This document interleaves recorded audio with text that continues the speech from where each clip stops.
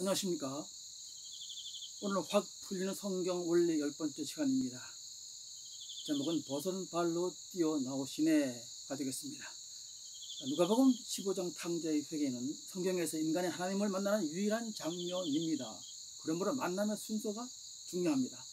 인간이 회개하여 하나님에게로 돌이키지만 구원을 결정하는 것은 하나님에게 달려 있습니다. 탕자가 일정한 가시적 거리에 들어왔을 때 아버지가 미리 알아보고 보선발로 달려나와 아들을 맞이한 것입니다. 자, 다시 누가복음 15장을 써볼까요? 자, 초저녁의 상황인데 아버지는 미리 일찌감치 주무시러 자리에 들어가신 듯 집안은 캄캄합니다. 자, 탕자는 아버지 집 대문 앞까지 왔습니다.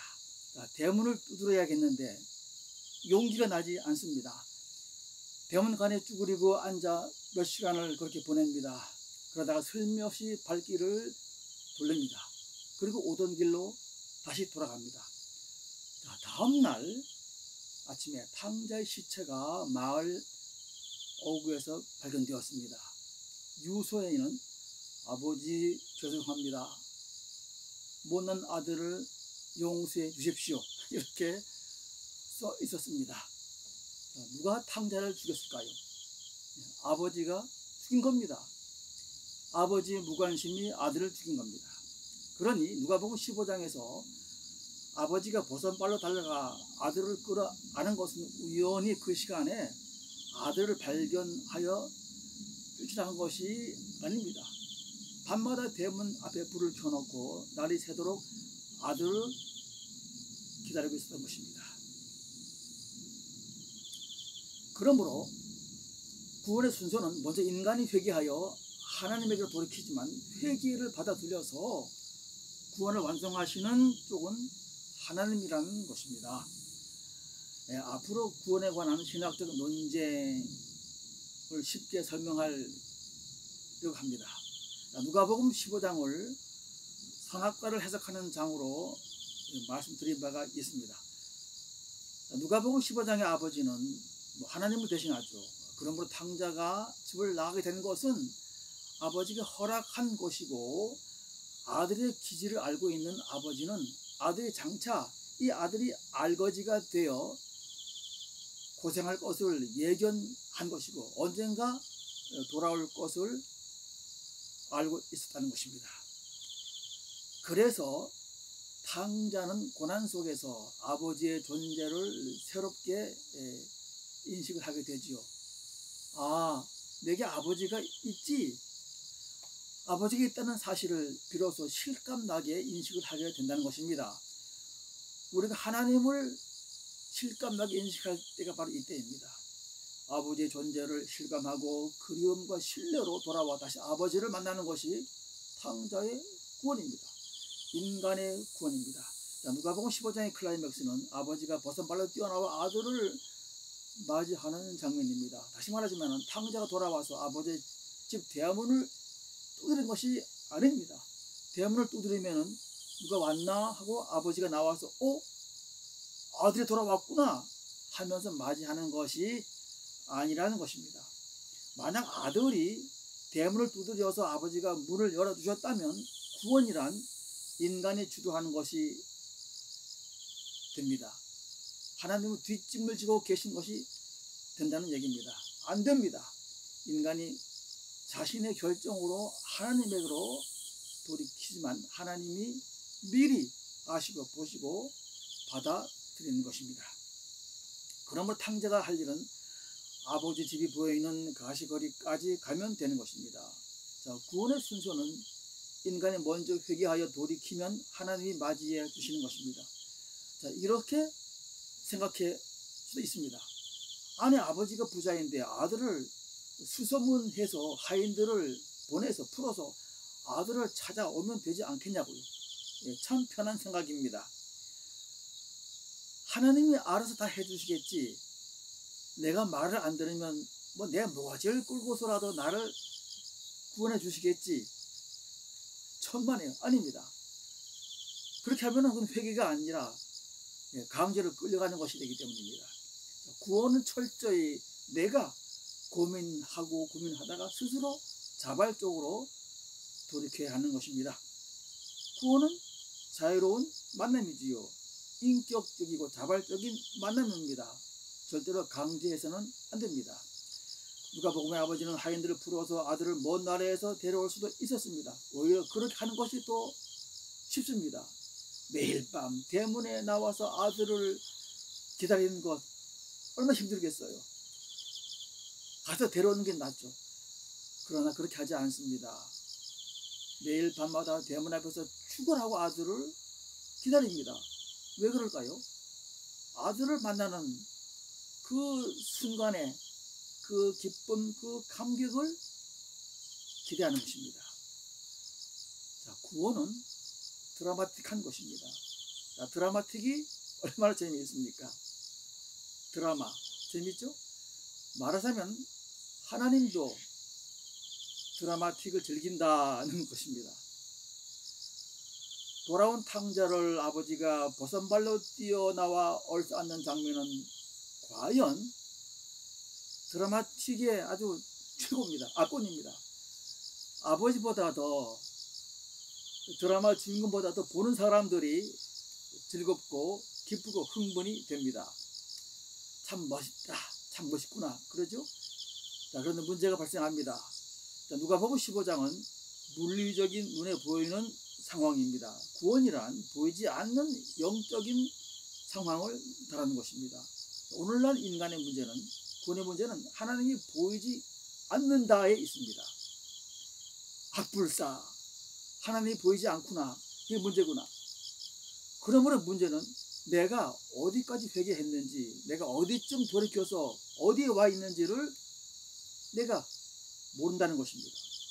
하나님이 보여야, 하나님이 계신 곳이 보여야 내가 지금 어디쯤 왔는가를 알 수 있지 않겠습니까? 자, 회개했다고는 하지만 여전히 먼 나라에 그대로 머물고 있는 것은 아닌지, 또 고향으로 가는 배를 탔는지, 아니면 고향 땅에 내렸는지, 아니면 드디어 멀리 아버지의 집이 보이는 데까지 왔는지를 모른다는 것입니다. 하나님이 보이지 않기 때문에 내가 어디까지 회개하여 돌이키고 있는가를 모릅니다. 그래서 무조건 계속 돌이켜야 합니다.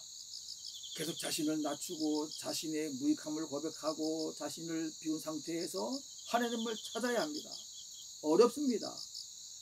사실 하나님이 누구인지, 하나님이 어떤 분인지도 모르는 상태에서 회개는 불가능하지요. 뜬구름 잡는 것 같습니다. 자, 여기서 복습을 해볼까요? 구원은 먼저 나 자신이 하나님을 떠난 탕자의 입장이 되어야 시작할 수가 있습니다. 하나님을 떠났다는 사실은 선악과 사건으로 인하여 인간은 타락하여 하나님을 잊어버렸고, 하나님은 없는 것으로 간주하고 내가 나의 주인이 되어 살아왔다는 것입니다. 그래서 하나님의 존재를 깨닫고 인식하는 순간에 인간은 하나님에 의해 창조된 피조물이 되고, 그래서 그 순간에 탕자의 입장에 서게 되는 것입니다. 자, 그러나 그렇다고 해서 인간이 하나님을 바로 찾지 않습니다. 인간이 워낙 악하고 교만하기 때문이지요. 깨어지고 절망하고 그런 고난을 겪어야 하나님의 존재가 실제로 다가오게 됩니다. 사실 하나님의 존재를 인식하는 것은 참으로 어렵습니다. 그래서 끊임없이 나의 존재를 고민하면서 성경과 말씀과 기도로 하나님을 알고 배워야 합니다. 하나님이 어떤 분인지, 어디에 계시는지 알지 못한 채 어떻게 하나님에게로 돌아가겠습니까?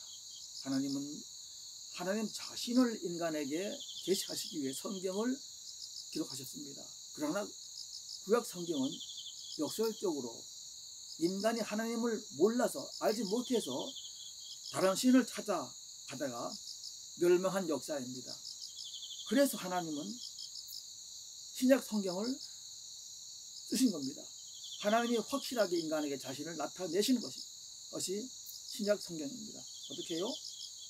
하나님이 인간으로 이 땅에 오신 것입니다.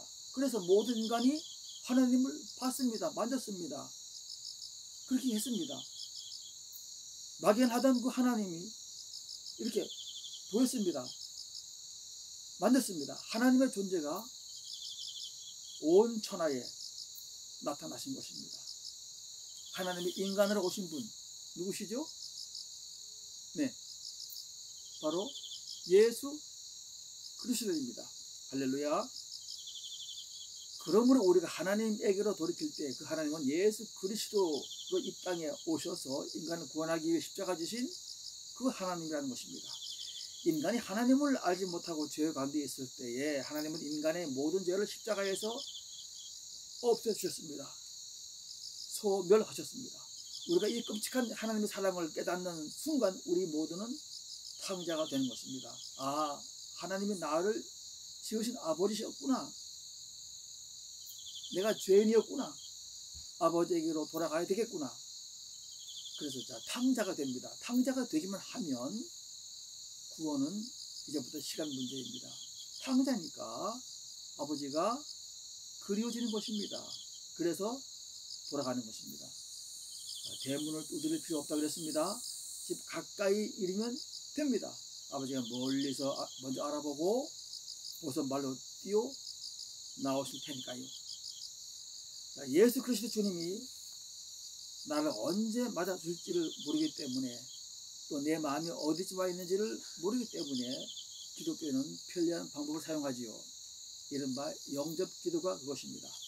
물론 신약성경 요한복음 1장 12절에 근거한 것입니다. 영접하는 자, 곧 그 이름을 믿는 자들에게는 하나님의 자녀의 권세를 주셨으니 이는 하나님께로서 난 자들이니라. 또한 신약성경 맨 마지막 성경인 계시록 3장 20절에는 내가 문 밖에 서서 기다리노니 누구든지 내 음성을 듣고 문을 열면 내가 그에게로 들어가 그로 더불어 먹고 그는 나로 더불어 먹으리라. 이 두 성경 구절에 의하면 구원이란 인간의 마음을 먹기에 달린 것으로 생각할 수 있습니다.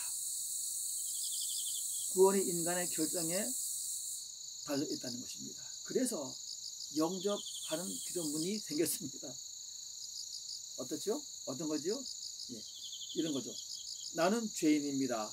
지금까지는 하나님을 알지 못했습니다. 지금 예수 그리스도를 내 구주로 내 마음으로 영접합니다. 내 마음 중심에 오셔서 나의 구주가 되어 주십시오. 이렇게 기도문을 따라하게 합니다. 전도할 때에 상대방에게 그렇게 하고 또 교회에서 처음 나온 사람들을 이렇게 세워서 목사님 그렇게 하라고 따라하게 합니다. 그리고 나서는 자, 하나님을 마음에 모시고 맞이하였으니 이제 당신은 구원을 받았습니다. 다시 태어났습니다. 이렇게 말합니다. 너무 쉽죠? 너무 쉬워요. 구원은 이렇게 쉬운 방식으로 어쩌면 싸구려 방식으로 변질되고 있습니다. 잘못된 것입니다. 그 사람들은 얼떨결에 일어나서 뭐 그대로 따라하는 것입니다. 회개가 얼마나 어려운데요. 하나님을 향하여 방향을 돌이켜 유턴하여 돌아가는 길이 얼마나 힘든데요. 거꾸로 가는 길이기 때문에 다 내려놓아야 하고 내가 죽어야만 가능한 일입니다. 나의 고집과 교만, 이성, 합리적인 사고방식, 가치관 이 모든 것이 다 내려놓아야 죽어야 되는 것입니다. 적어도 3단계를 거쳐가야 합니다. 자, 논리상으로는 인간이 먼저든 하나님 먼저든 서로가 영접한다는 것은 맞습니다. 영접이란 상호관계성으로 인간이든 하나님이든 똑같이 애를 쓴다는 것입니다. 그러므로 서로가 영접하긴 하지만 인간이 준비되어야 인간이 죽어야 하나님은 인간의 중심으로 들어가 인간을 구원할 수가 있습니다. 하나님은 언제나 준비되어 있습니다. 언제나 문제는 인간입니다. 하나님이 문 밖에서 녹화하시기 전에 이미 내가 준비가 되어 있어야 한다는 말입니다. 나 자신을 비유하는 상태에서 영접합니다 하고 기도를 따라하는 것이 무슨 소용이 있겠습니까? 나를 비워내야 내가 죽어야만 되는 일입니다. 많이 고민하고 나 자신과 싸워야 합니다. 그래서 점점 하나님에게로 나갈 때 드디어 어느 순간에 나도 모르는 순간에 어떤 만지심이 어떤 터치가 내 안에서 일어나게 되는 것입니다. 어떤 경험이 일어나는 것입니다. 하나님을 만난 것입니다. 예수 그리스도 주님을 만난 것입니다. 하나님이 나를 맞아 주신 것입니다. 기쁘죠. 통곡이 터지기도 하고 벅찬 환희와 기쁨이 어떤 깨달음이 일어나기도 합니다. 오늘날 교회에 나오시는 많은 분들이 진정한 탕자의 길을 끝까지 완주하지 못하고 계십니다. 여전히 먼 나라에 있어서 집으로 돌아가겠다고 마음을 먹고 있다는 말입니다. 세상에 그대로 있다는 말입니다. 왜 그렇지요? 아직은 배가 부르고 아직은 아버지에 대한 간절함이 없기 때문입니다. 자, 탕자가 될 준비를 하십시오. 먼 이국 땅에서 아버지에게로 돌아가겠다고 마음 먹는 데에서 되는 것이 아닙니다. 배를 타고 고향 땅에 내려서 다시 걸어서 멀리 아버지 집이 보이는 데까지 가야 합니다. 계속 자신을 낮추고 부인하고 계속 하나님을 바라보십시오. 하나님과의 가시거리 본까지 나아가십시오. 그러면 하나님이 먼저 나를 아시고 우리 주님이 먼저 나를 아시고 벌써 말로 뛰어나와 끌어안아 주실 것입니다. 구원받는 것입니다. 다시 태어나는 것입니다. 다음 메시지를 주목해 주십시오. 감사합니다.